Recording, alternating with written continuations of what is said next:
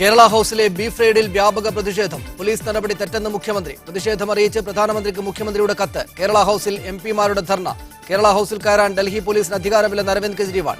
പരിശോധന നടത്തിയത് ക്രമസമാധാന പ്രശ്നമുണ്ടാകാതിരിക്കാനെന്ന് ഡൽഹി പോലീസ്.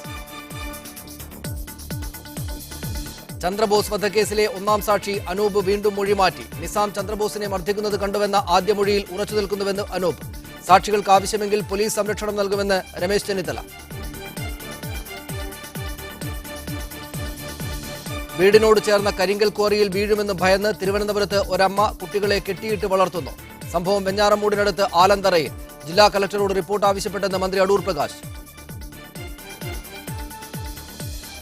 തദ്ദേശ തെരഞ്ഞെടുപ്പ് ഫലം കേരളത്തിൽ ഭരണ തുടർച്ചയ്ക്ക് വഴിയൊരുക്കുമെന്ന് AK ആന്റണി. UDF-ൽ പ്രശ്നങ്ങളില്ല. കോൺഗ്രസ് ഇതര ബന്ധത്തിന് എവിടെയും പോയിട്ടില്ലെന്ന് മുഖ്യമന്ത്രി ഉമ്മൻചാണ്ടി. റിലയൻസുമായുള്ള കരാർ നീട്ടാനുള്ള KSEBയുടെ അപേക്ഷ റെഗുലേറ്ററി കമ്മീഷൻ അംഗീകരിച്ചില്ല. ഇരു കമ്പനികളും ധാരണയിലെത്തിയ ശേഷം വീണ്ടും അപേക്ഷ സമർപ്പിക്കാമെന്ന് കമ്മീഷൻ. കരാർ പ്രകാരം വൈദ്യുതി വാങ്ങിയാലും ഇല്ലെങ്കിലും KSEBക്ക് പ്രതിവർഷ നഷ്ടം 86 കോടി രൂപ.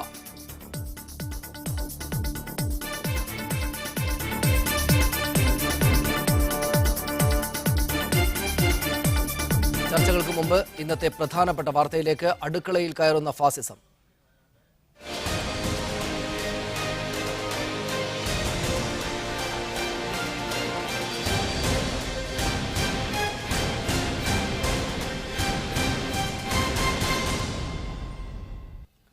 കേരള ഹൌസിലെ ബീഫ് റെയ്ഡിൽ വ്യാപക പ്രതിഷേധം. കേരള ഹൌസിൽ ഇടത് MPമാർ പ്രതിഷേധ ധർണ നടത്തി. ഡൽഹി പോലീസ് നടപടിയിൽ പ്രതിഷേധമറിയിച്ച് മുഖ്യമന്ത്രി പ്രധാനമന്ത്രിക്കും കേന്ദ്ര ആഭ്യന്തരമന്ത്രിക്കും കത്തയച്ചു. ഡൽഹി പോലീസിന്റെ കേരള ഹൌസ് റെയ്ഡ് ദേശവ്യാപകമായി തന്നെ വലിയ പ്രതിഷേധങ്ങളാണ് ക്ഷണിച്ചു വരുത്തിയത്. ഡൽഹി കേരള ഹൌസിൽ റെയ്ഡ് നടത്തിയ നടപടി തെറ്റാണെന്നും ഡൽഹി പോലീസ് മിതത്വം പാലിക്കേണ്ടതായിരുന്നുവെന്നും മുഖ്യമന്ത്രി ഉമ്മൻചാണ്ടി പറഞ്ഞു. അതിനകത്ത് ഡൽഹി പോലീസ് മിതത്വം പാലിക്കേണ്ടതായിരുന്നു എന്ന അഭിപ്രായമാണുള്ളത്. പ്രധാനമന്ത്രിക്കും കേന്ദ്ര ആഭ്യന്തരമന്ത്രിക്കും മുഖ്യമന്ത്രി കത്തയച്ചു. അനുവാദമില്ലാതെ അകത്ത് പരിശോധന നടത്തിയവർക്കെതിരെ നടപടിയെടുക്കണമെന്ന് കത്തിൽ ആവശ്യപ്പെട്ടു. കത്തിൽ സംസ്ഥാനത്തിന്റെ പ്രതിഷേധവും മുഖ്യമന്ത്രി രേഖപ്പെടുത്തി. വിഷയത്തിൽ നേരത്തെ റെസിഡന്റ് കമ്മീഷണറോട് മുഖ്യമന്ത്രി റിപ്പോർട്ട് തേടിയിരുന്നു.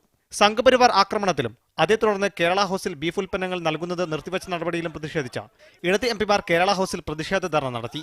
മലയാളികളുടെ ആത്മാഭിമാനം ചോദ്യം ചെയ്യപ്പെട്ട വിഷയത്തിൽ തണുപ്പൻ മട്ടിലാണ് മുഖ്യമന്ത്രി പ്രതികരിച്ചതെന്ന് ധർണയ്ക്കിടെ കേരള ഹൌസിലെത്തിയ പിണറായി വിജയൻ കുറ്റപ്പെടുത്തി. മുഖ്യമന്ത്രി ഡൽഹിയിലെത്തി പ്രധാനമന്ത്രിയെ നേരിട്ട് പ്രതിഷേധം അറിയിക്കേണ്ടതായിരുന്നുവെന്നും തെരഞ്ഞെടുപ്പ് മുന്നിൽ കണ്ടുള്ള RSS വിധേയത്വമാണ് ഉമ്മൻചാണ്ടി കാണിക്കുന്നതെന്നും പിണറായി പറഞ്ഞു. ഫെഡറൽ തത്വം ലംഘിച്ചുകൊണ്ട് ഇവിടത്തേക്ക് പോലീസിനെ അയക്കാൻ BJP സർക്കാർ തയ്യാറായത് കേരള മുഖ്യമന്ത്രി തങ്ങളുടെ പോക്കറ്റിൽ ഒതുങ്ങി നിൽക്കുന്നയാളാണ് എന്ന് എങ്ങനെ നരേന്ദ്രമോദിക്കും കൂട്ടർക്കും ധരിക്കാനിടയായി. കേരള ഹൌസിന് ഡൽഹിയിലെ നിയമമാണ് ബാധകമായതെന്ന് BJP സംസ്ഥാന അധ്യക്ഷൻ V മുരളീധരൻ പ്രതികരിച്ചു. മുഖ്യമന്ത്രി ഇത്തരത്തിലൊരു പ്രസ്താവന നടത്തുമ്പോൾ അത് ഒരന്വേഷണവുമില്ലാതെ ഈ തരത്തിലുള്ള പ്രതികരണം അത് കേരളത്തിന്റെ മുഖ്യമന്ത്രി എന്നുള്ള സ്ഥാനത്തിരിക്കുന്ന ആൾക്ക് ഭൂഷണമല്ല. കാളപെട്ടെന്ന് കേട്ടപ്പോൾ കയറെടുത്ത മുഖ്യമന്ത്രി മാപ്പ് പറയണമെന്നും മുരളീധരൻ ആവശ്യപ്പെട്ടു. ഡൽഹി മലയാളികളുടെ വിവിധ സംഘടനകൾ നാളെ വൈകിട്ട് കേരള ഹൌസിന് മുന്നിൽ മനുഷ്യമതിൽ തീർത്ത് പ്രതിഷേധിക്കും. വിവിധ ബ്യൂറോകൾക്കൊപ്പം മീഡിയ വൺ ഡൽഹി. കേരള ഹൌസിൽ റെയ്ഡ് നടത്തിയ ഡൽഹി പോലീസിന്റെ നടപടിയെ രൂക്ഷമായി വിമർശിച്ച് ഡൽഹി, പശ്ചിമബംഗാൾ മുഖ്യമന്ത്രിമാർ രംഗത്തെത്തി. കേരള ഹൌസിൽ കയറാൻ ഡൽഹി പോലീസിന് ഒരു അധികാരവുമില്ലെന്ന് അരവിന്ദ് കെജ്രിവാൾ പറഞ്ഞു. മോദിക്ക് ഇഷ്ടമില്ലാത്തത് കഴിച്ചാൽ സംസ്ഥാന ഭവനുകളിൽ നിന്ന് മുഖ്യമന്ത്രിമാരെ അറസ്റ്റ് ചെയ്യുമോ എന്നും കെജ്രിവാൾ ചോദിച്ചു. ജനങ്ങളുടെ മൗലികാവകാശങ്ങൾ നിയന്ത്രിക്കാനുള്ള അനാരോഗ്യകരവും ബുദ്ധിശൂന്യവുമായ നടപടിയാണിതെന്ന് പശ്ചിമബംഗാൾ മുഖ്യമന്ത്രി മമതാ ബാനർജി പ്രതികരിച്ചു. ഇത് കടുത്ത അസഹിഷ്ണുതയാണെന്നും മമത ട്വീറ്റ് ചെയ്തു. കേരള ഹൌസിൽ ഡൽഹി പോലീസ് പരിശോധന നടത്തിയത് ആസൂത്രിതമാണ് എന്ന് സംശയം. പരിശോധന നടത്തുന്നതിന് മുമ്പ് സംഘപരിവാർ നേതാവിന്റെ ഫേസ്ബുക്ക് പോസ്റ്റ് അതിന് തെളിവാണ്. ഹിന്ദു സേനാ പ്രവർത്തകനായ വിഷ്ണു ഗുപ്തയാണ് ഡൽഹി പോലീസുമായി പരിശോധനയ്ക്ക് എത്തിയത്. അനുവാദം കൂടാതെയായിരുന്നു ക്യാന്റീനിൽ പോലീസിന്റെ പരിശോധന.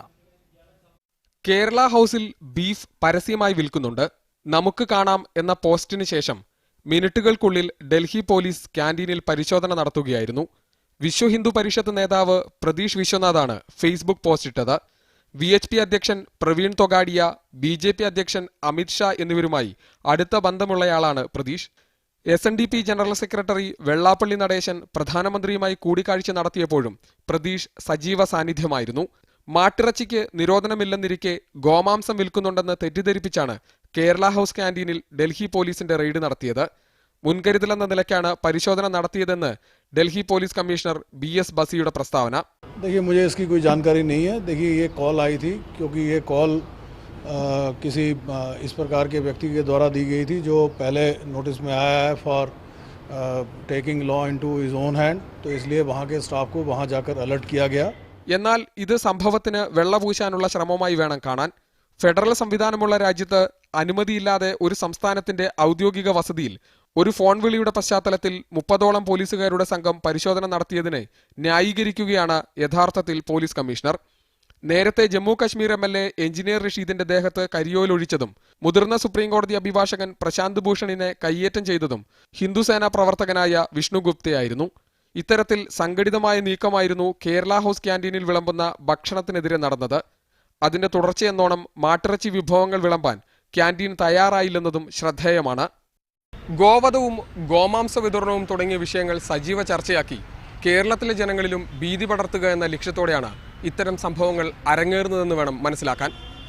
ഡൽഹിയിലെ കേരള ഹൗസിൽ നിന്നും ക്യാമറ പേഴ്സൺ സുരേഷ് ഇരുമനത്തോടൊപ്പം ലിജോ വർഗീസ്, മീഡിയ 1.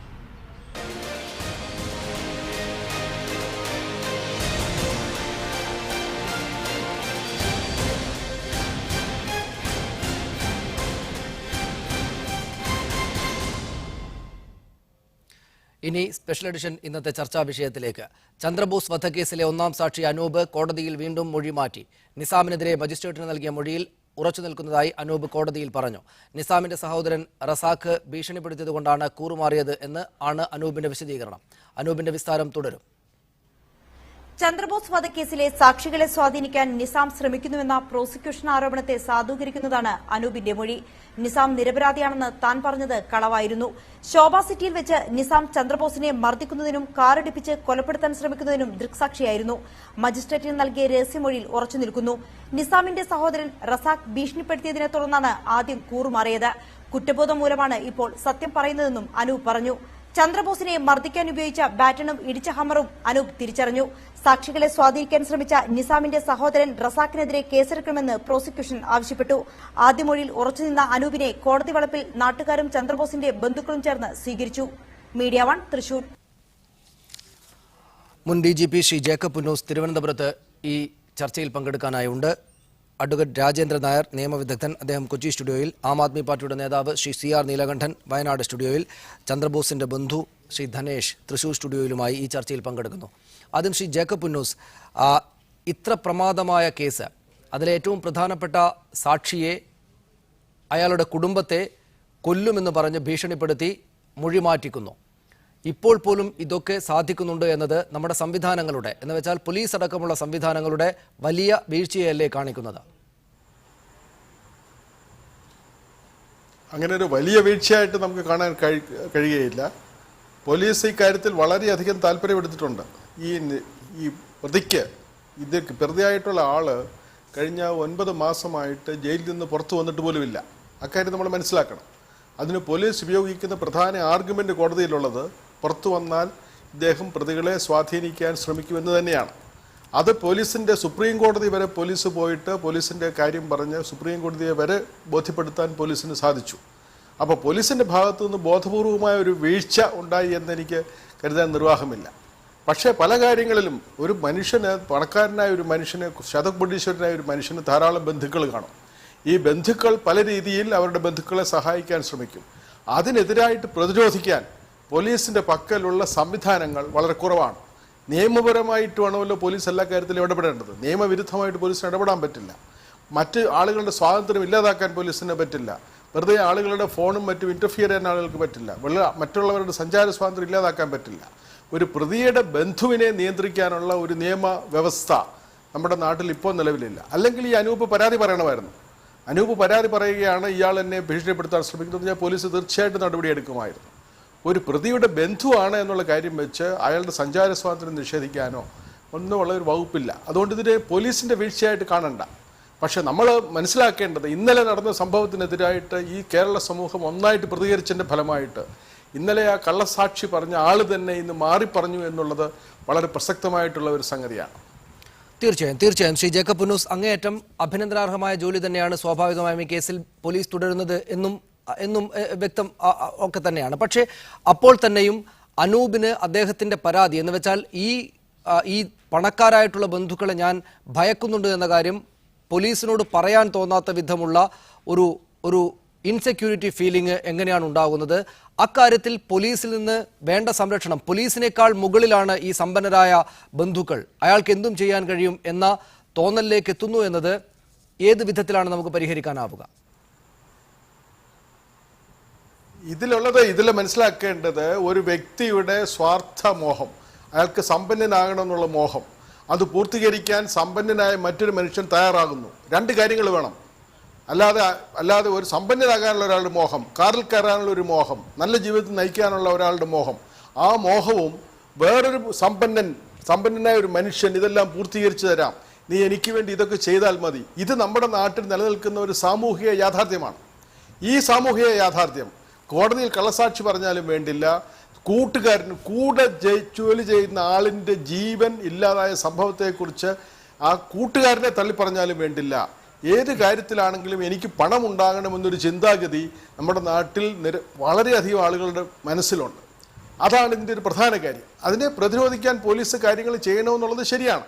പക്ഷേ അക്കാര്യത്തിൽ പോലീസിന് ചെയ്യാവുന്ന നടപടികൾ നിയമത്തിൻ്റെ പരിധിക്കകത്തുള്ള നടപടികൾ മാത്രമേ പോലീസിന് ചെയ്യാൻ സാധിക്കുകയുള്ളൂ. അതുകൊണ്ടാണ് ഞാൻ പറഞ്ഞത്, ഇക്കാര്യത്തിൽ വലിയ രീതിയിലുള്ള മാധ്യമ ജാഗ്രത, വലിയ രീതിയിലുള്ള പൊതുജന ജാഗ്രത, നമ്മുടെ നീതിന്യായ വ്യവസ്ഥയുടെ സൽപ്പേര് നിലനിർത്താൻ വേണ്ടി, അത് എല്ലാവർക്കും എല്ലാ സമയത്തും സ്വാതന്ത്ര്യവും നീതിയും ഉറപ്പുവരുത്താനുള്ള സംവിധാനമായി നിലനിൽക്കാൻ വേണ്ടി വലിയ ജാഗ്രത നമ്മുടെ ഭാഗത്തുനിന്ന് ആവശ്യമായിട്ടുണ്ട്. സ്വാതന്ത്ര്യം സംരക്ഷിക്കുക, കോടതിയിൽ സത്യസന്ധരായ മൊഴി കൊടുക്കാൻ ആളുകളെ പ്രേരിപ്പിക്കുക, ഇതൊക്കെ വലിയ കാര്യങ്ങളാണ്. ഒരു സമൂഹം ഏറ്റവും അടിസ്ഥാനപരമായി സ്വീകരിക്കേണ്ട കാര്യങ്ങളാണ്. ഇത് പോലീസും മാധ്യമങ്ങളും സമൂഹവും ഒരുമിച്ച് ചെയ്യേണ്ട ഒരു കാര്യമാണ്.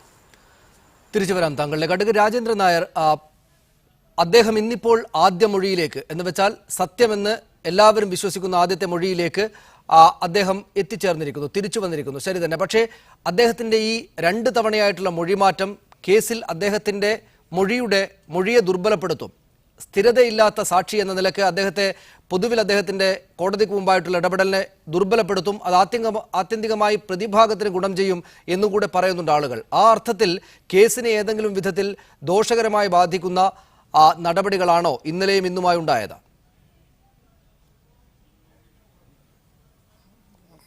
സനീഷ, ഇതിനകത്ത് ഇന്നലെ 164 സ്റ്റേറ്റ്മെൻറ്റിന് വിരുദ്ധമായിട്ട് കോടതിയിൽ കളവ് പറഞ്ഞ ഒന്നാം സാക്ഷി ആ കളവിൽ ഉറച്ചു നിന്നിരുന്നെങ്കിൽ പോലും കേസിനെ ദുർബലപ്പെടുത്തുന്ന ഒരു ഘടകമായിട്ട് അത് വരുമായിരുന്നില്ല എന്നാണ് എൻ്റെ അഭിപ്രായം. കാരണം 164 സ്റ്റേറ്റ്മെൻറ്റ് സാധാരണ ഒരു ജുഡീഷ്യൽ ഒരു മജിസ്ട്രേറ്റ് കോടതി മുമ്പാകെ കൊടുക്കുമ്പോൾ ഈ കൊടുക്കുന്ന ആൾ വളരെ സ്വതന്ത്രമായിട്ട് പോലീസിൻ്റെ ഒന്നും പ്രേരണയില്ലാതെ കൊടുക്കുന്നെന്ന് ബോധ്യപ്പെട്ടിട്ടാണ് മജിസ്ട്രേറ്റ് അത് റെക്കോർഡ് ചെയ്യുക. മജിസ്ട്രേറ്റ് ഈ കേസിൽ സാക്ഷിയായിട്ട് വരേണ്ട ആളുമാണ്, വരും. മജിസ്ട്രേറ്റിൻ്റെ മുമ്പാകെ ഇദ്ദേഹം ഇങ്ങനെ പറഞ്ഞുവെന്നും അദ്ദേഹം അത് ഒപ്പിട്ടുവെന്നും മജിസ്ട്രേറ്റിനെ കൊണ്ട് തെളിയിക്കും. മറ്റു തെളിവുകൾ വരുമ്പോൾ ഇദ്ദേഹം ആദ്യ വിചാരണയിൽ റിട്രാക്ട് ചെയ്ത ആ സ്റ്റേറ്റ്മെൻറ്റ്, ആ റിട്രാക്ഷൻ ശരിയല്ല എന്ന് കണ്ടെത്താൻ സെഷൻസ് കോടതിക്ക് സ്വാഭാവികമായിട്ട് സാധിക്കും. ഇന്ന് ഭാഗ്യവശാൽ നിങ്ങളെപ്പോലുള്ള മാധ്യമങ്ങളുടെ സജീവമായ ഇടപെടൽ കൊണ്ടും ജനങ്ങളുടെ സജീവമായ ഇടപെടൽ കൊണ്ടും അദ്ദേഹത്തിൻ്റെ ഭാര്യ ആവശ്യപ്പെട്ടതനുസരിച്ചുമൊക്കെ തന്നെ സാക്ഷി സത്യത്തിലേക്ക് തിരിച്ചു വന്നു എന്നുള്ളത് നമ്മുടെ സംവിധാനത്തിലെ ഒരു നല്ല കാര്യമായിട്ട് നമുക്ക് കണക്കാക്കാം. ഇപ്പോൾ ഈ കേസ് ദുർബലപ്പെടുന്നു, ഇയാൾ മാറി മാറി പറഞ്ഞു എന്നുള്ള അടിസ്ഥാനത്തിൽ ദുർബലപ്പെടുന്നു എന്നുള്ള ചിന്തയൊന്നും ആവശ്യമില്ല. അയാൾ മാറി മാറി പറഞ്ഞതിൻ്റെ കാരണവും ഇന്ന് കോടതിയിൽ വിശദീകരിച്ചിട്ടുണ്ട്. ആദ്യം ഞാനങ്ങനെ പറഞ്ഞു, അങ്ങനെ പറയാനിടയായത് ഈ പ്രതിയുടെ നിസാമിൻ്റെ ബന്ധുക്കൾ ഭീഷണിപ്പെടുത്തിയത് കൊണ്ടാണ് എന്ന് അദ്ദേഹം കോടതി പറഞ്ഞിരിക്കുന്നു. ഇപ്പോൾ രണ്ടാമത് അദ്ദേഹം അത് പുനഃപരിശോധിച്ചു, സത്യത്തിൽ ഉറച്ചു നിൽക്കണമെന്ന് തോന്നി, അദ്ദേഹത്തിന് ജീവിക്കണം എന്ന ആഗ്രഹമുണ്ട്. ഇല്ലെങ്കിൽ വരാവുന്ന ഭവിഷ്യത്ത് അദ്ദേഹത്തിന് 2 തരത്തിൽ ബോധ്യപ്പെട്ടുകയാണ്. ഒന്ന്, ആദ്യത്തെ മൊഴിയിൽ ഉറച്ചു നിന്നിരുന്നെങ്കിലും ഇപ്പോഴും അദ്ദേഹത്തിന് അപകടം തീർന്നിട്ടില്ല. അദ്ദേഹത്തിനെതിരായിട്ട് മൊഴി മാറ്റി പറഞ്ഞതിന്, കളവ് പറഞ്ഞതിന് IPC 193 വകുപ്പ് അനുസരിച്ച് അദ്ദേഹത്തെ ശിക്ഷിക്കാവുന്നതാണ്. ഇപ്പോൾ ഇന്ന് അദ്ദേഹത്തിൻ്റെ മൊഴി വന്നപ്പോഴത്തേക്ക് കുറച്ചുകൂടെ വ്യാപകമായ രീതിയിൽ ഈ കേസിന് മാനങ്ങൾ വന്നു കഴിഞ്ഞു. ഇന്ന് അയാൾ കോടതിയിൽ പറഞ്ഞത് നിസാമിൻ്റെ ബന്ധുക്കൾ അദ്ദേഹത്തെ പ്രേരിപ്പിച്ചു, ഭീഷണിപ്പെടുത്തിയെന്നാണ്. നിസാമിൻ്റെ ബന്ധുക്കൾ പ്രേരിപ്പിക്കുകയും ഭീഷണിപ്പെടുത്തുകയും ചെയ്യണമെങ്കിൽ നിസാം അവരോട് പറഞ്ഞിരിക്കണം. നിസാം ജയിലിൽ കഴിയുന്ന ഒരു പ്രതിയാണ്. അദ്ദേഹത്തിന് ഇവരോട് കമ്മ്യൂണിക്കേറ്റ് ചെയ്യാൻ കഴിയണമെങ്കിൽ ജയിൽ അധികൃതരോ പോലീസ് ഉദ്യോഗസ്ഥന്മാരോ സഹായിക്കാതെ പറ്റില്ല. അപ്പോൾ ഇതിനകത്ത് ഇന്നലെ ആദ്യത്തെ മൊഴി വരുമ്പോൾ ജയിൽ അധികൃതർ, ഏതൊക്കെയോ പോലീസ് ഉദ്യോഗസ്ഥന്മാർ, ചിലപ്പോൾ ചില വക്കീലന്മാർ ഒക്കെ തന്നെ പ്രതിസ്ഥാനത്ത് വരാവുന്ന വലിയ ഒരു ഗൂഢാലോചന കുറ്റം നമ്മുടെ പോലീസിന് അന്വേഷിക്കാവുന്നതായിട്ടുണ്ട്. അങ്ങനെ വരുമ്പോൾ ഗൂഢാലോചന എന്തിനാ? കോടതി മുമ്പാകെ സത്യം ചെയ്തിട്ട് പറയേണ്ട മൊഴി മാറ്റി പറയുന്നതിന് ഇയാളെ പ്രേരിപ്പിക്കാൻ വേണ്ടി അയാൾ ആ പ്രേരണയ്ക്ക് വശംവദനാകാൻ. അങ്ങനെ ആകുമ്പോൾ ഒരു കുറഞ്ഞത് 7 വർഷം വരെ എങ്കിലും ശിക്ഷിക്കാവുന്ന ഒരു കുറ്റം ഇന്നലെ നടന്നിരിക്കുന്നു. ആ കുറ്റം ഇന്ന് മാറ്റി പറഞ്ഞുകൊണ്ട് മാഞ്ഞു പോകില്ല. വളരെ സമഗ്രമായ ഒരു അന്വേഷണം നടത്തിയാൽ ഈ വലിയ പണവും സ്വാധീനവും രാഷ്ട്രീയ സ്വാധീനവും ഒക്കെ ഉള്ളവർ നീതിന്യായ വ്യവസ്ഥയെ അട്ടിമറിക്കുന്ന ഈ സമ്പ്രദായത്തിൽ കുറച്ചൊക്കെ മാറ്റങ്ങൾ വരുത്താൻ സാധിക്കും. ഇവിടെ നിയമം നടപ്പാക്കാൻ ഉന്നതരായ പോലീസ് ഉദ്യോഗസ്ഥന്മാരും കോടതികളും ശ്രദ്ധിച്ചാൽ നമുക്ക് ഇതിൽ ചില മാറ്റങ്ങൾ കാണാം. താങ്കളിലേക്ക് വരാം. ശ്രീ ധനേഷ്, ഇന്നലെ ഈ അനൂപിനെ ആദ്യ മൊഴിയിൽ നിന്ന് മാറിയതിനു ശേഷം കോടതി വളപ്പിൽ വെച്ച് ചിലർ മർദ്ദിക്കുകയുണ്ടായി. ഇന്ന് അദ്ദേഹത്തിന് ആദ്യ മൊഴിയിലേക്ക് തിരിച്ചു പോയതുകൊണ്ട് ബന്ധുക്കളായിട്ടുള്ള ആളുകൾ അദ്ദേഹത്തിന് മാലയണിയിച്ചുകൊണ്ട് സത്യം പറഞ്ഞതിന് അദ്ദേഹത്തെ അഭിനന്ദിക്കുന്ന കാഴ്ചയും അവിടെ നിന്ന് കോടതിയിൽ നിന്ന് കാണാനിടയായി. യഥാർത്ഥത്തിൽ അദ്ദേഹം പണം വാങ്ങി അതിന് വശംവദനായി ആദ്യഘട്ടത്തിൽ മൊഴി മാറ്റിപ്പറഞ്ഞ് ഇത് കുഴമറിച്ചിരിക്കുകയാണ് എന്ന് വെച്ചാൽ കേസിന് ആകപ്പാടെ ദോഷമുണ്ടാക്കാവുന്ന വിധത്തിൽ ഇതിനകം തന്നെ പ്രവർത്തിച്ചിട്ടുണ്ട് എന്ന ആളുകൾ, ചില ആളുകളെങ്കിലും കരുതുന്നുണ്ട്. അങ്ങനെ അവരോട് സംസാരിച്ച, അനൂപിനോട് സംസാരിച്ച, അനൂപിനെ കണ്ട താങ്കൾക്ക് തോന്നുന്നുണ്ടോ? അല്ലെങ്കിൽ ആത്മാർത്ഥമായി ഭയം കൊണ്ട് അദ്ദേഹം ആദ്യം ആ മൊഴിയിൽ നിന്ന് പിന്നോട്ട് പോവുകയും ഇപ്പോൾ കുറ്റബോധം കൊണ്ട് അദ്ദേഹം ആദ്യ മൊഴിയിലേക്ക്, സത്യത്തിലേക്ക് തിരിച്ചു വന്നു എന്നാണോ താങ്കൾ കാണുന്നത്? തീർച്ചയായിട്ടും ഇന്നലെ അനൂപ് കോടതിയിൽ കയറുന്നതിന് മുമ്പ് ഞാനും ചന്ദ്രബോസാട്ടന്റെ മകനും കൂടിയിട്ട് അനൂപായിട്ട് സംസാരിച്ചതാണ്. അപ്പോൾ അനൂപ് ഞങ്ങളോട് പറയുകയുണ്ടായി, ഞാൻ ഒരിക്കലും മൊഴി മാറ്റി പറയുകയില്ല. എന്നിട്ടാണ് അനൂപ് ഇന്നലെ കോടതിയിൽ കയറി മൊഴി മാറ്റി പറഞ്ഞത്. മൊഴി മാറ്റി പറഞ്ഞപ്പോൾ ഞങ്ങൾ ആകെ ഭയപ്പെട്ടു. എന്താണ് ഇവിടെ സംഭവിക്കുന്നത്? സത്യത്തിന് ഇവിടെ ഒരു വിലയില്ലേ? ഈ കേരളത്തിലെ ജനതയോട് മുഴുവൻ അനൂപ് കാണിച്ചത് നീതികേടല്ലേ എന്ന് പോലും ഞങ്ങൾ ആകെ ഭയപ്പെട്ട ഒരു സ്ഥിതിവിശേഷമാണ് ഇന്നലെ ഉണ്ടായത്. ഇന്നലെ കോടതി വളപ്പിൽ അനൂപിന് അനുഭവിക്കേണ്ട വന്ന മാനസിക പീഡനവും വീട്ടുകാരിൽ നിന്ന് വന്ന സമ്മർദ്ദവും എല്ലാതും കൂടിയായപ്പോ അനൂപിനെ കൊണ്ട് ഇന്ന് സത്യം പറയിക്കാൻ, അനൂപിനെ തന്നെ, അനൂപിന്റെ മനസ്സില് സത്യം മാത്രമേ ഈ ജനങ്ങളോട് പറയാൻ പാടുള്ളൂ എന്നുള്ള ഒരു വികാരം അനൂപിന് വന്നു ചേരുകയും അതിന്റെ ഭാഗമായിട്ടാണ് ഈ കേരളത്തിലെ ജനങ്ങളോട് അനൂപിന് ഒരു ബാധ്യതയുണ്ട്. സ്വന്തം കൂട്ടുകാരന്റെ മൊഴിയാണ്. അതായത് അനൂപിന് സംഭവിക്കാവുന്ന ഈ അപകടം ചന്ദ്രബോസാട്ടന് സംഭവിച്ചത് അനൂപ് വഴിയാണ്. അതുകൊണ്ട് അനൂപിന് അതിനുള്ള ബാധ്യത ഈ മൊഴിമാറ്റത്തിലൂടെ ഉണ്ട്. ശ്രീ ധനേഷ്, ഇന്ന് കോടതിയിൽ നിന്ന് ഇറങ്ങി വന്നതിന് ശേഷം അനൂപുമായി സംസാരിച്ചിരുന്നോ? അദ്ദേഹം എന്താണ് പറയുന്നത്? കോടതിയിൽ നിന്ന് ഇന്ന് ഇറങ്ങി വന്നതിന് ശേഷം അനൂപ് എന്നോട് സംസാരിച്ചത്, എനിക്ക് തെറ്റുപറ്റി, ഈ കേരള ജനതയോട് ഞാൻ മാപ്പ് പറയുന്നു, ഞാനിനി സത്യത്തിന്റെ മാത്രം പാതയിൽ ഞാൻ പിന്തുടരുകയുള്ളൂ, എനിക്ക് തെറ്റുപറ്റി, എന്നെ അതിന് പ്രേരിപ്പിച്ചതാണ്, എന്നെ അതിന് ബന്ധസ്ഥനാക്കിക്കൊണ്ട് തന്നെ പ്രേരിപ്പിച്ചതാണ്, എന്റെ ഭാര്യയെയും എന്റെ കുട്ടികളുടെയും ജീവിതം കണ്ടുകൊണ്ടാണ് ഞാൻ അതിന് അടിമപ്പെട്ടത് എന്നാണ് എന്നോട് ഇന്ന് അനൂപ് പറഞ്ഞത്. അതിന്റെ ഭാഗമായിട്ടാണ് ഞാൻ പക്ഷേ ധനേഷ്, ഇന്നലെ പത്രമാധ്യമങ്ങളിൽ അദ്ദേഹം പണം വാങ്ങിയിട്ടുണ്ട്, അദ്ദേഹത്തിന് വരവിൽ കവിഞ്ഞ ചെലവ് ചെയ്യാനുള്ള, എന്ന് വെച്ചാൽ വാഹനം വാങ്ങുന്നതടക്കമുള്ള കാര്യങ്ങൾ ചെയ്യാനുള്ള പണം കയ്യിലുണ്ട് എന്നൊക്കെ വാർത്തകളുണ്ടായിരുന്നു. അവ സത്യമാണോ? അത് ഇനി വരുന്ന നാളുകളിൽ അന്വേഷണത്തിൽ തെളിയും എന്നാണ് എനിക്ക് പറയാനുള്ളത്. തിരിച്ചു വരാം താങ്കളിലേക്ക്. ശ്രീ CR നീലകണ്ഠൻ, രണ്ടാളുകളാണ് എന്ന് വെച്ചാൽ ചന്ദ്രബോസ് ഈ പണത്തിന്റെയും അതുവഴി ഉണ്ടായ അധികാരത്തിന്റെയും ഹുങ്കിനാൽ കൊല്ലപ്പെട്ടു. അനൂപ് ഇതിന് സാക്ഷിയായതുകൊണ്ട് ഉണ്ടായിരിക്കുന്ന മാനസികമായിട്ടുള്ള വ്യഥ, അതേ തുടർന്ന് സത്യം കോടതിയിൽ ചെന്ന് പറയുക, അതേ തുടർന്നുണ്ടായിരിക്കുന്ന നമുക്കറിയില്ലാത്ത അത്ര വലിയ സമ്മർദ്ദങ്ങൾ, ഭീഷണികൾ, പണത്തിന്റെ പ്രലോഭനങ്ങൾ, അതുകൊണ്ട് അദ്ദേഹം വന്ന് ആദ്യ മൊഴി മാറ്റി പറയുന്നു. പിന്നീട് ഉണ്ടായിരിക്കുന്ന മാനസികമായിട്ടുള്ള നിരവധിയായിട്ടുള്ള പീഡനങ്ങൾ, രാജ്യം മുഴുവൻ, നാട് മുഴുവൻ, കേരളം മുഴുവൻ അദ്ദേഹത്തിനെതിരായി പണം വാങ്ങിയെന്നതടക്കമുള്ള ആക്ഷേപങ്ങൾ ഉന്നയിക്കുന്നു. എല്ലാവരാലും കുറ്റപ്പെടുത്തപ്പെടുന്നു. വീണ്ടും ആദ്യ മൊഴിയിലേക്ക് ഇന്ന് തിരിച്ചു വരികയും ചെയ്യുന്നു. ഈ പണത്തിന്റെ ഹുങ്കുകൊണ്ട് നിസാം എന്ന മനുഷ്യനും അയാളുടെ ചുറ്റുപാടുമുള്ള പണമുള്ള ഈ അധികാരവും പണവുമുള്ള ഈ ബന്ധുക്കൾ ചേർന്ന് ഈ പാവപ്പെട്ട മനുഷ്യരെ പീഡിപ്പിക്കുകയാണല്ലോ. ചന്ദ്രബോസ് കൊല്ലപ്പെട്ടു, അനൂപിന് ഇമ്മട്ടിലുള്ള അനവധിയായിട്ടുള്ള മനോവ്യഥകളിലൂടെ കടന്നു പോകേണ്ടി വരുന്ന സാഹചര്യം ഉണ്ടാവുകയും ചെയ്തിരിക്കുന്നു. എന്തുകൊണ്ടാണ് നമ്മുടെ എല്ലാ സംവിധാനങ്ങൾക്കും, എല്ലാ മാധ്യമങ്ങൾക്കും, പൊതുജനങ്ങൾക്കും മുന്നിൽ നടക്കുന്ന കാര്യങ്ങളിൽ ഇമ്മട്ടിലുള്ള ഇടപെടലുകൾ ഉണ്ടാകുന്നത്? ഇപ്പോൾ പോലും പണക്കാർക്ക് സമ്മർദ്ദം ചെലുത്താൻ സാധ്യമാകുന്നത് എന്തുകൊണ്ടാണ്?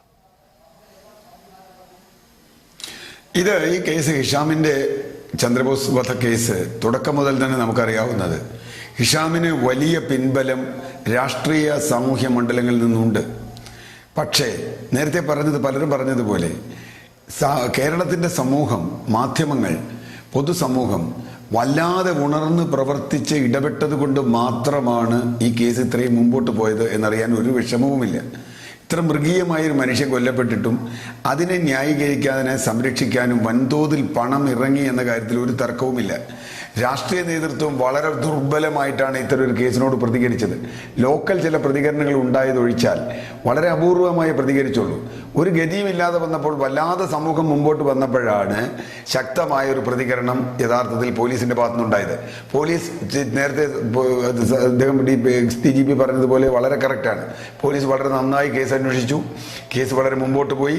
വലിയൊരു സാമൂഹ്യ ജാഗ്രത ഇതിനകത്തുണ്ടായിരുന്നു. ആ ജാഗ്രതയുടെ ഫലമായി ഇത്രയും മുമ്പോട്ട് വന്നു. ഇപ്പോൾ പോലും കേസിന്റെ ഗതിയെ ഇത് ബാധിക്കില്ല എന്നാണ് ഞാൻ വിചാരിക്കുന്നത്. ഞാൻ ശ്രീ രാജേന്ദ്രൻ നായരുടെ അഭിപ്രായത്തോട് 100% യോജിക്കുന്നു. കാരണം 164 സ്റ്റേറ്റ്മെന്റ് കൊടുത്തു കഴിഞ്ഞാൽ പിന്നെ അത് മാറ്റി പറയാനൊന്നും എളുപ്പമല്ല. മാറ്റി പറഞ്ഞാൽ പല കേസുകളുണ്ട്. ഇപ്പോൾ ബെസ്റ്റ് ബേക്കറി അടക്കം നിരവധി കേസുകൾ നമ്മുടെ മുമ്പിലുണ്ട്. ഇപ്പോൾ വിനോദ് കുമാർ വേഴ്സസ് പഞ്ചാബ് എന്നൊക്കെ പറഞ്ഞ കേസുകളിലൊക്കെ പൂർണ്ണമായും മാറ്റി പറഞ്ഞിട്ടുണ്ട്. പൂർണ്ണമായി തള്ളിക്കളഞ്ഞിട്ടും തിരിച്ച് കോടതി ആദ്യത്തെ 164 സ്റ്റേറ്റ്മെന്റ് തന്നെ എടുത്തു. കാരണം അത് പറഞ്ഞു അത് മാറ്റാൻ പറ്റില്ല എന്ന്. ഞാൻ പറഞ്ഞു വന്നത്, ഇവിടെ കേസ് ജയിക്കോ തോൽക്കോ എന്നുള്ളതിനേക്കാൾ നമ്മുടെ സമൂഹത്തിൽ നിയമം നടപ്പാകണമെങ്കിൽ ഇന്നും നിയമ സംവിധാനം മാത്രം പോരാ, പുറത്തു നിന്നുള്ള ഇടപെടൽ വേണം എന്നൊരു സ്ഥിതിയുണ്ട്. പുറത്തുനിന്നുള്ള ഇടപെടൽ എന്ന് പറഞ്ഞു കഴിഞ്ഞാൽ സാമൂഹ്യ ജാഗ്രത വേണം. അങ്ങനെയാണ് ഒരു നിയമം പ്രവർത്തിക്കേണ്ടത് എന്ന പ്രാഥമികമായൊരു ചോദ്യമുണ്ട്. നിയമം നിയമപരമായി പ്രവർത്തിക്കുമെന്നൊരു വിശ്വാസം സമൂഹത്തിന് ഇല്ലാതെ വന്നില്ലേ? എൻ്റെ പ്രശ്നം അതാണ്. നിയമം ശരിക്കും ഇപ്പോൾ ആരും ഇടപെടാനില്ലാത്തൊരു മനുഷ്യന്റെ കാര്യമാണെങ്കിൽ അയാൾ നിഷാം രക്ഷപ്പെട്ടു പോകില്ലേ? മാത്രവുമല്ല, ഇത് എല്ലാ കേസിലും ചെയ്യാൻ പറ്റും. ഇനി കുറച്ച് കഴിഞ്ഞാൽ കോടതി വേറൊരു കാര്യം പറയും, മാധ്യമ വിചാരണ നടക്കുന്നു. ഇന്നലെ തന്നെ ഹിഷാമിന്റെ വക്കീൽ അത് പറഞ്ഞിട്ടുണ്ട്, മാധ്യമ വിചാരണ നടക്കുന്നു എന്ന്. ഇത്തരം ഒരു വാദം വന്നാൽ മാധ്യമ വിചാരണ നടക്കുന്നു, സാക്ഷി പുറത്തു വരുന്നു, പുറത്തു വന്ന് ജനങ്ങൾ ഇടപെടുന്നു, ഉടനെ സാക്ഷി കൂറുമാറുന്നു, മൊഴി മാറ്റുന്നു. ഇതൊക്കെ വേണമെങ്കിൽ നാളെ ഹൈക്കോടതിയിൽ ഈ കേസ് വരുമ്പോൾ ഈ കേസ് ദുർബലപ്പെടാം. കാരണം ജനങ്ങൾ പുറത്തുനിന്ന് ഇടപെട്ടിട്ടാണ് ഈ സാക്ഷിയെ മാറ്റം വരുന്നത് എന്നൊക്കെ പറയാം. ഞാൻ പറഞ്ഞത് യഥാർത്ഥത്തിൽ ക്രിമിനൽ കേസ് അങ്ങനെയല്ലല്ലോ നടക്കേണ്ടത്. ക്രിമിനൽ കേസ് നടക്കേണ്ടത് എന്താ?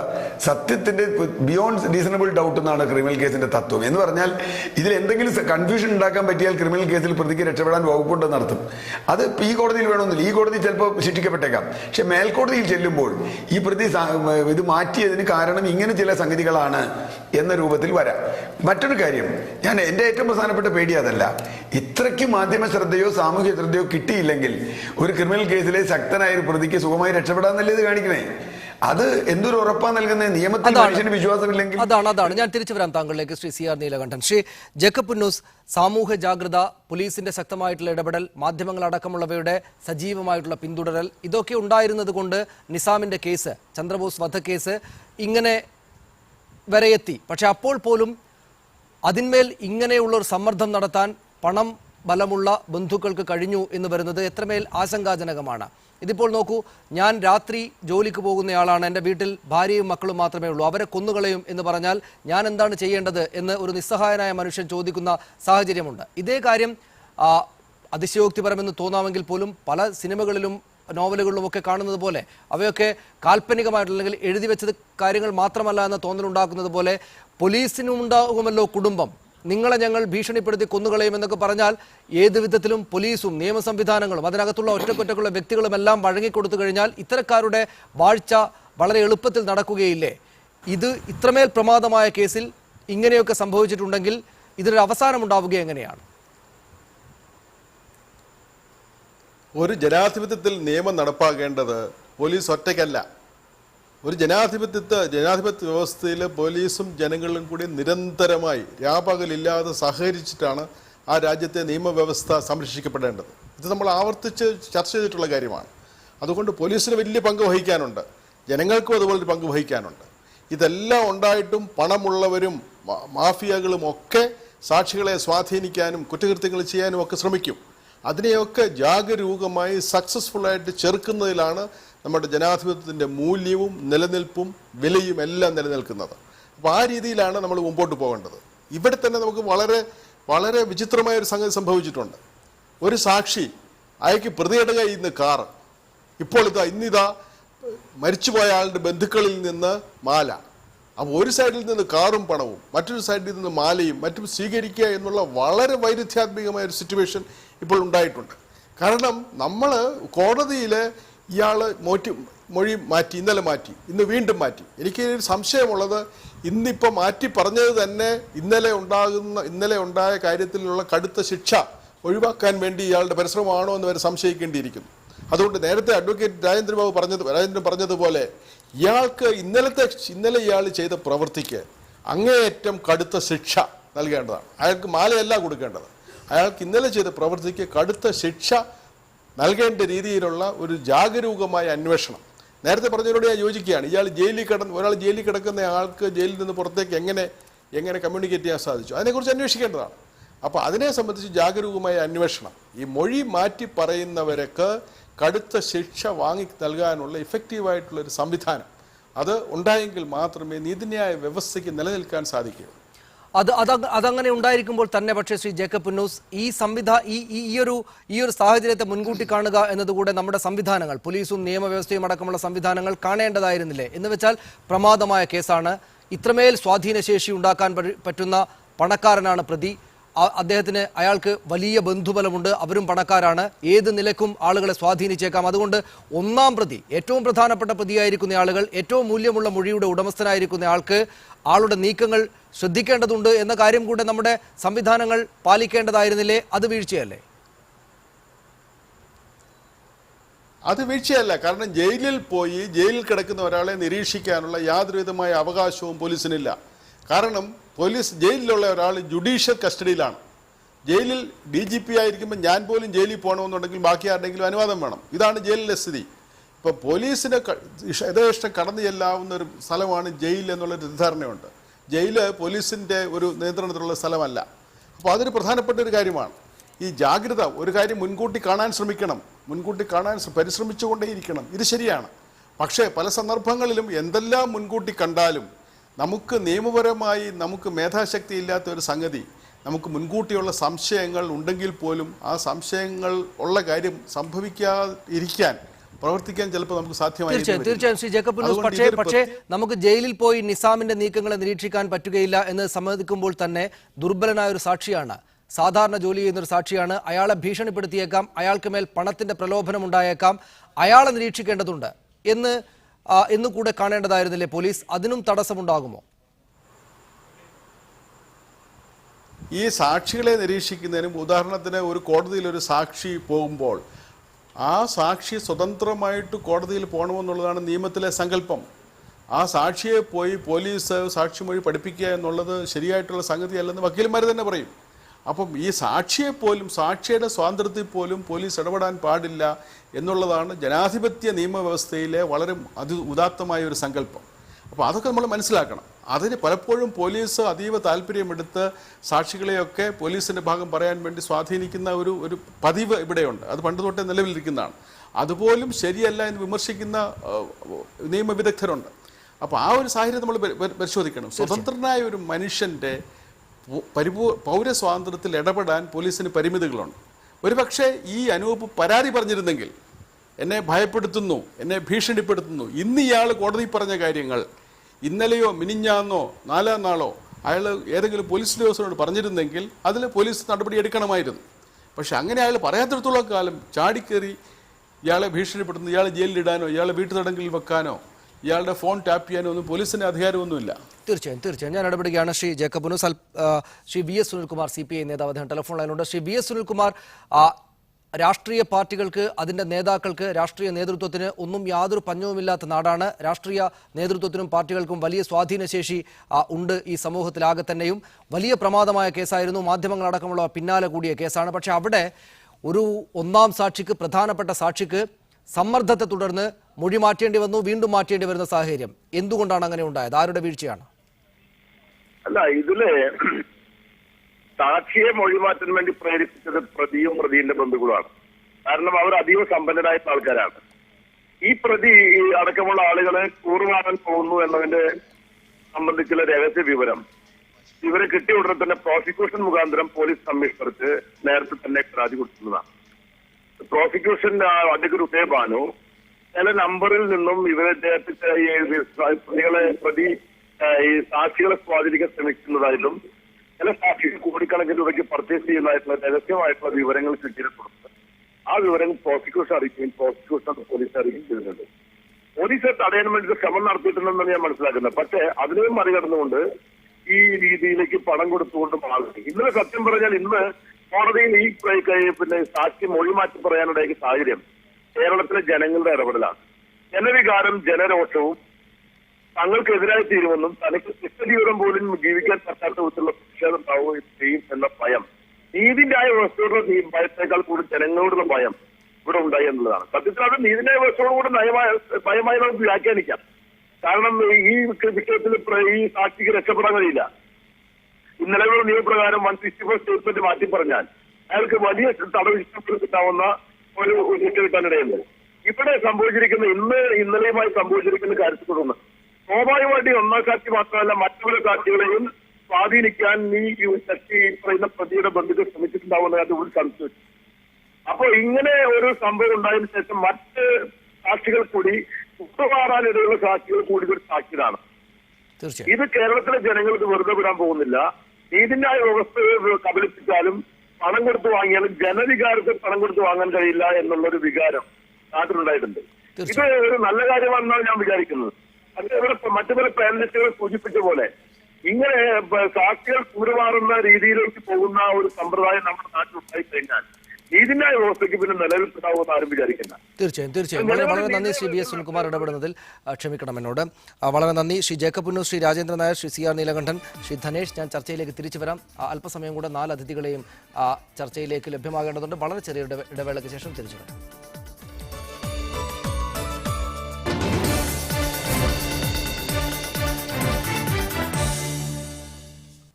അഡ്വക്കേറ്റ് രാജേന്ദ്രൻ നായർ, ശ്രീ ജേക്കബ് പുന്നൂസ് പ്രകടിപ്പിക്കുന്ന സംശയം എന്ന് വെച്ചാൽ അദ്ദേഹത്തിന്, താങ്കൾ പറഞ്ഞതുപോലെ തന്നെ അദ്ദേഹത്തിന് ഈ അനൂപിന് മൊഴിമാറ്റത്തിന് തക്കതായ ശിക്ഷ ലഭിക്കണമെന്ന് പറയുമ്പോൾ തന്നെ അദ്ദേഹത്തിന് ഒരുപാട് പണം കിട്ടിയിട്ടുണ്ട്, വലിയ തോതിലുള്ള സ്വാധീനങ്ങൾക്ക് വഴങ്ങിയിട്ടുണ്ട് എന്ന് പറയുന്നു. ഒരുപക്ഷെ നമ്മൾ ഇന്ന് തിരിച്ചാദ്യ മൊഴിയിലേക്ക് അനൂപ് വന്നിട്ടുണ്ടെങ്കിൽ പോലും അദ്ദേഹത്തിന് മേലെ ഏൽപ്പിച്ച ഈ പണമുള്ള ബന്ധുക്കൾ ഏൽപ്പിച്ച ദൗത്യം നിർവഹിക്കപ്പെട്ട് കഴിഞ്ഞിട്ടുണ്ട് എന്നും വേണമെങ്കിൽ മനസ്സിലാക്കാം. ഈ കേസിലെ മൊഴിയെ ഒന്ന് ദുർബലപ്പെടുത്തുക എന്നത് വിജയിച്ചിട്ടുണ്ടാകാം. അത് ശ്രീ CR നീലകണ്ഠൻ പറയുന്നുണ്ട്. ഇപ്പോൾ ഈ തലത്തിൽ കേസിനെ ദുർബലപ്പെടുത്തുകയില്ലെങ്കിൽ പോലും കേസിന്റെ അടുത്ത ഘട്ടത്തിൽ മേൽക്കോടതിയെ മറ്റോ സമീപിക്കേണ്ടുന്ന സാഹചര്യം വന്നാൽ ഈയൊരു പഴുതുകൂടെ അത്ര മോശമല്ലാത്ത ഒരു സംഗതിയായ ഒരുപക്ഷെ പ്രതിക്ക് മുന്നിൽ ബലമായി കിട്ടിയേക്കാം എന്ന്. അങ്ങനെയെങ്കിൽ ഇത് തകിടം മറിഞ്ഞു പോകാവുന്ന അവസ്ഥ എവിടെയെങ്കിലും ഉണ്ടോ?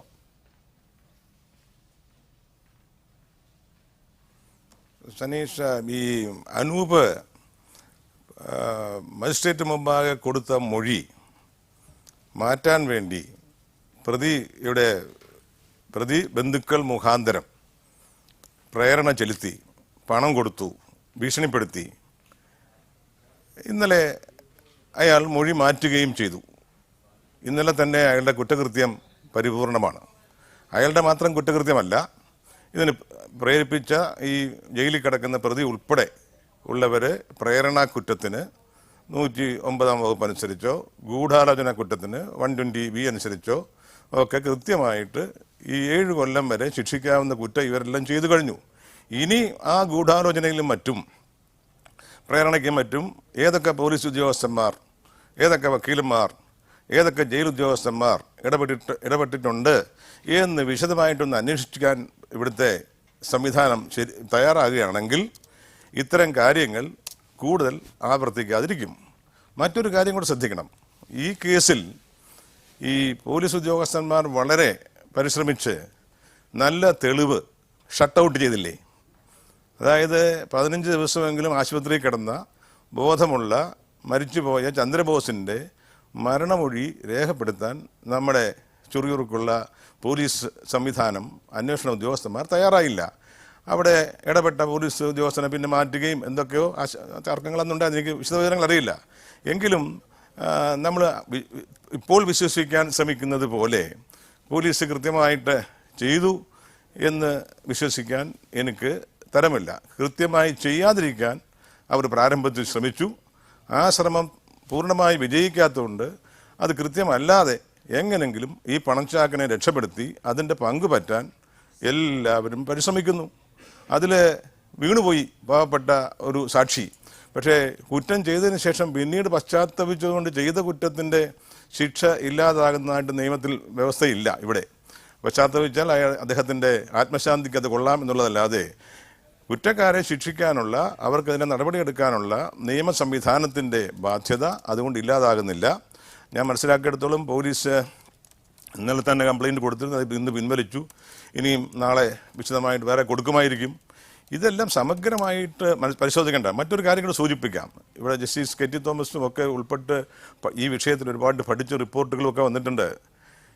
ഈ പോലീസിൻ്റെ മുമ്പാകെ ഒരു കുറ്റകൃത്യം നടന്നു കഴിയുമ്പോൾ സാക്ഷികൾ കൊടുക്കുന്ന മൊഴി ഒപ്പിടാൻ പാടില്ലെന്നാണല്ലോ ഇപ്പോഴത്തെ വ്യവസ്ഥ 161, 162 അനുസരിച്ച്. അതുകൊണ്ട് എപ്പോഴും ഈ ആദ്യം കിട്ടുന്ന മൊഴികളൊക്കെ ദുർബലമായിട്ട് പോകുന്നു. ഒപ്പിടാത്ത മൊഴി മാറിയാൽ ഇത്രയും വലിയ കുറ്റമില്ല. 164 ഒക്കെ എല്ലായ്പ്പോഴും അവലംബിക്കാറുമില്ല. അതൊന്ന് ഒപ്പിടിയിക്കണമെന്നും അത് ആദ്യം വരുന്ന മൊഴി സത്യസന്ധമായ മൊഴിയായിരിക്കും, അത് സ്വീകരിച്ചിട്ട് പിന്നീട് ക്രോസ് എക്സാമിനേഷന് മാത്രം വിധേയമാക്കിയാൽ മതിയെന്നും ഈ നീതിന്യായ സംവിധാനത്തിലെ തെളിവെടുപ്പ് കുറച്ചുകൂടെയൊക്കെ സുതാര്യവും സുദൃഢവുമൊക്കെ ആക്കണമെന്ന് ധാരാളം റിപ്പോർട്ടുകളൊക്കെ നമ്മുടെ രാജ്യത്ത് നിരവധി കമ്മീഷനുകളൊക്കെ കൊടുത്തിട്ടുണ്ട്. ഇതൊന്നും ചെയ്യാതെ ഇവിടുത്തെ നീണ്ടുപോകുന്ന വിചാരണയിൽ ആർക്ക് വേണമെങ്കിൽ എപ്പോൾ വേണമെങ്കിലും സാക്ഷികളെ സ്വാധീനിക്കാനും ജയിലിൽ കിടന്നു പോലും സ്വാധീനിക്കാനും കഴിയുന്ന ഒരു സാഹചര്യം ഇപ്പോൾ ഉണ്ട്. അതൊക്കെ മാറണം. അതൊക്കെ മാറ്റാൻ വേണ്ടിയുള്ള ചർച്ചയും ചിന്തയും വരണം. ഈ കേസിൻ്റെ വിധി തെളിവ് ദുർബലപ്പെട്ടു എന്നൊന്നും ഞാൻ വിശ്വസിക്കുന്നില്ല. അതല്ല പ്രശ്നം. പക്ഷേ ഈ കേസിൽ നിന്ന് നമ്മൾ പാഠങ്ങൾ ഉൾപ്പെടണം. നമ്മൾ പോലീസുകാരും നമ്മുടെ വക്കീലന്മാരും നമ്മുടെ ബഹുജനങ്ങളും രാഷ്ട്രീയക്കാരും ഒക്കെ നീതിബോധമുള്ള നമ്മുടെ ആളുകളൊക്കെ കുറച്ചുകൂടെ വിശദമായിട്ട് ഈ വിഷയം പഠിച്ച് ഇത്തരം അനീതി നടക്കാതിരിക്കാൻ ശ്രമിക്കുന്നത് ജുഡീഷ്യൽ സിസ്റ്റത്തിനോടുള്ള ഇന്റർഫിയറൻസ് ആണ്, വെല്ലുവിളിയാണ്. അതാണ് ശ്രീ സി ആർ നീലകണ്ഠൻ, അറിവുള്ള ആളുകൾ, കാര്യങ്ങളെക്കുറിച്ച് അറിയുന്ന ആളുകൾ ഈ കേസിന്റെ വിധിയെക്കുറിച്ച് സംശയിക്കുന്നില്ല. എന്ന് വെച്ചാൽ ഇതിനകം തന്നെയുള്ള വിവരങ്ങളെല്ലാം ഉണ്ടല്ലോ, അതെല്ലാം ഈ കേസിൽ നീതി ചന്ദ്രബോസിന്റെ കുടുംബത്തിന് ലഭിക്കും എന്ന ആത്മവിശ്വാസത്തിലേക്ക് എത്താൻ തന്നെയാണ് നമ്മൾ പ്രേരിപ്പിക്കുന്നത്. പക്ഷേ അപ്പോൾ പോലും അദ്ദേഹം അഡ്വക്കേറ്റ് രാജേന്ദ്രൻ നായർ ചൂണ്ടിക്കാണിച്ച ഓർമ്മിപ്പിച്ച കാര്യങ്ങളുണ്ടല്ലോ. മരണമൊഴി രേഖപ്പെടുത്തപ്പെട്ടിട്ടില്ല, ഈ മൊഴികളാണെങ്കിൽ ഇങ്ങനെ ചെതറിക്കുന്ന അവസ്ഥയിലേക്ക് കാര്യങ്ങൾ പോയി. വലിയ തോതിലുള്ള സ്വാധീനശേഷി ഇപ്പോഴുമുണ്ട്. ഇപ്പോൾ നമ്മൾ ചർച്ച ചെയ്യുമ്പോൾ പോലും ഒരുപക്ഷെ ഏത് വിധത്തിലാണ് നിസാമിനെ രക്ഷിച്ചെടുക്കേണ്ടത് എന്നത് ആലോചിച്ചുകൊണ്ട് ബന്ധുക്കൾ പണവുമായി ചുറ്റുന്നുണ്ടാകണം. ആ മട്ടിലുള്ളൊരു കാലത്താണ് കാര്യങ്ങൾ മുന്നോട്ട് പോകുന്നത്. അതുകൊണ്ട് ശുഭാപ്തി വിശ്വാസികളായിരിക്കുമ്പോൾ തന്നെയും ആശങ്കയുമുണ്ട്. അവ ഏത് വിധത്തിലാണ് നിവർത്തിക്കാനാവുക? Shri C R Neelakantan. അല്ല, എനിക്ക് ശുഭാപ്തി വിശ്വാസം അത്രയും ഉണ്ടോ എന്ന് തന്നെ എനിക്കൊരു സംശയമുണ്ട്. ഞാൻ അദ്ദേഹത്തിനോളം രാജേന്ദ്ര സാറിനോളം നിയമവിദഗ്ധനൊന്നുമല്ല ഞാൻ. പക്ഷെ എങ്കിൽ പോലും പഴുതുകൾ ചിലത് സൃഷ്ടിക്കപ്പെട്ടിട്ടുണ്ട് നമ്മളറിയാതെ എന്നാണ് ഞാൻ വിചാരിക്കുന്ന ഒന്ന്. ഇപ്പം നേരത്തെ അദ്ദേഹം തന്നെ പറഞ്ഞു മരണമൊഴിയുടെ കാര്യം. നേരത്തെ സുനിൽകുമാർ ചൂണ്ടിക്കാണിച്ച ഒരു വളരെ പ്രധാനപ്പെട്ട കാര്യമുണ്ട്. ഈ കേസിന്റെ വിചാരണ വരുന്നതിന് മുമ്പ് തന്നെ നമ്മുടെ പത്രങ്ങളിൽ വാർത്ത വന്നിരുന്നു, സാക്ഷികൾ സ്വാധീനിക്കപ്പെട്ടിട്ടുണ്ട്, മൊഴി മാറ്റപ്പെടാൻ സാധ്യതയുണ്ടെന്ന്. ആ വാർത്തയൊന്നും പോലീസ് കണ്ടില്ല എന്ന് വിചാരിക്കാൻ എനിക്ക് ന്യായമൊന്നുമില്ല. പോലീസ് അങ്ങനെ കണ്ടു കാണണം ആ വാർത്ത, കാണാതിരിക്കാൻ വഴിയില്ല. പ്രോസിക്യൂഷനോട് പലരും പറഞ്ഞിട്ടുണ്ട്, പ്രോസിക്യൂഷൻ പോലീസിനോട് പറഞ്ഞിട്ടുണ്ടെങ്കിൽ ഈ രണ്ട് തരത്തിൽ, ഇപ്പോൾ മരണമൊഴിയുടെ കാര്യത്തിലാണെങ്കിലും ഈ കാര്യത്തിലാണെങ്കിലും ജാഗ്രത കുറവുണ്ടായി എന്ന് പറഞ്ഞാൽ അതിൽ അവിശ്വസിക്കേണ്ട കാര്യമില്ല. പക്ഷേ പ്രശ്നം ഇതൊന്നുമല്ല. ഇപ്പോൾ ശിക്ഷിക്കാൻ, ഇപ്പോൾ ഗൂഢാലോചന കേസിൽ ശിക്ഷിക്കണമെന്ന് പറഞ്ഞു. ഇതിന് പ്രതിയൊന്നും ഇപ്പോൾ ജയിലുമായിട്ടൊന്നും അന്വേഷണം നടത്തിയിട്ട് കാര്യമില്ല. കാരണം ജയിലിൽ നിന്ന് പറയണമെന്നില്ല. ഇപ്പോൾ പ്രതിയുടെ സഹോദരൻ അല്ലെങ്കിൽ വേണ്ടപ്പെട്ട ആളുകൾ, സുഹൃത്തുക്കൾ, ബന്ധുക്കൾ, അവർക്ക് ഈ സാക്ഷിയെ സ്വാധീനിക്കാൻ പ്രതിയായിട്ട് ഗൂഢാലോചന നടത്തണമെന്നൊന്നുമില്ല. ആ ഗൂഢാലോചന തെളിയിക്കപ്പെടാനും പോകുന്നില്ല. മാത്ര കൂടി വന്നാൽ റസാഖ് എന്ന് പറഞ്ഞാൽ അദ്ദേഹം ഇയാളോട് ആവശ്യപ്പെട്ടു എന്നുള്ള ഒറ്റ വിഷയം മാത്രമാണ് വരാൻ പോണത്. പക്ഷേ അവിടെ അല്ല അതിലെ പ്രശ്നം. ഞാനിപ്പോഴും വിചാരിക്കുന്നത് ഇത്രയ്ക്കും ശ്രദ്ധയും കാര്യങ്ങളും ഉണ്ടെങ്കിൽ മാത്രമേ ഒരു പ്രതി ശിക്ഷിക്കപ്പെടൂ എന്ന ഒരവസ്ഥ. ക്രിമിനൽ നടപടി ചട്ടങ്ങളിൽ എന്തൊക്കെ ഭേദഗതി വേണം, അത്തരം കാര്യങ്ങളൊക്കെ നമുക്ക് ചർച്ച ചെയ്യാം. ആ ചർച്ചയും വളരെ പ്രസക്തമാണെന്ന് ഞാൻ കരുതുന്നു. പക്ഷേ അതൊക്കെ ചർച്ച ചെയ്ത് നമ്മൾ കൊണ്ടിരിക്കുമ്പോഴും ഇതിപ്പോൾ ഒരു ഹിഷാമിന്റെ കേസ് ആയതുകൊണ്ടാണ്. കേരളത്തിൽ എത്ര കൊലപാതകങ്ങൾ, എത്ര കേസുകൾ ഇതുപോലെ നടന്നു പോകുന്നു, തേഞ്ഞുമാഞ്ഞു പോകുന്നു. ചോദിക്കാൻ ആളില്ലെങ്കിൽ അതിൽ അപ്പൊ നിയമ വ്യവസ്ഥയിൽ നമുക്ക് വിശ്വാസം ഇല്ല എന്ന് തന്നെയാണ്, അവിടെയാണ് നമ്മളതിൽ കൊണ്ടെത്തിക്കുന്നത്. ഇത് വളരെ അപകടകരമായ ഒരു അവസ്ഥയാണ്. അതുകൊണ്ട് തന്നെ ഏത് തരത്തിലുള്ള ഇടപെടലുകൾ, ഏത് തരത്തിലുള്ള മാറ്റങ്ങൾ നമുക്ക് ഉണ്ടാകണമെന്ന് വളരെ വിശദമായി ചർച്ച ചെയ്യേണ്ടത് വളരെ പെട്ടെന്ന് ചെയ്യേണ്ട കാര്യങ്ങളാണ്. അത് ചെയ്തില്ല എങ്കിൽ ഇത് വീണ്ടും നമ്മൾ നേരത്തെ സനീഷനെ പറഞ്ഞതുപോലെയുള്ള സ്ഥിതിയിലേക്ക് നമ്മളെത്തും. അതാണ് ശ്രീ ധനേഷ് അദ്ദേഹം അനൂപ് പണം വാങ്ങിയിട്ടുണ്ട്, വലിയ തോതിലുള്ള വാഹനങ്ങൾ വാങ്ങിച്ച് നടക്കുക തന്നെയാണ്. ഇത് ഇപ്പോൾ മൊഴി തിരുത്തി പറഞ്ഞെങ്കിലും അയാൾ അതിന് വഴങ്ങിയിട്ടുണ്ട്. അതുകൊണ്ട് തന്നെ അന്വേഷണം ആ വിധത്തിൽ കൂടെ നടക്കേണ്ടതുണ്ട്. പോലീസുകാരടക്കമുള്ള അല്ലെങ്കിൽ സ്വാധീനശേഷിയുള്ള മറ്റാളുകൾ കൂടെ ചേർന്നാണ് ഈ കുഴപ്പങ്ങളെല്ലാം ഉണ്ടാക്കുന്നത് എന്ന തോന്നൽ ചന്ദ്രബോസിന്റെ ബന്ധുക്കളായ താങ്കളടക്കമുള്ള ആളുകൾക്കുണ്ടോ? നീതി അത്ര എളുപ്പത്തിലൊന്നും കരഗതമാവുകയില്ല എന്ന ആശങ്കയുണ്ടോ?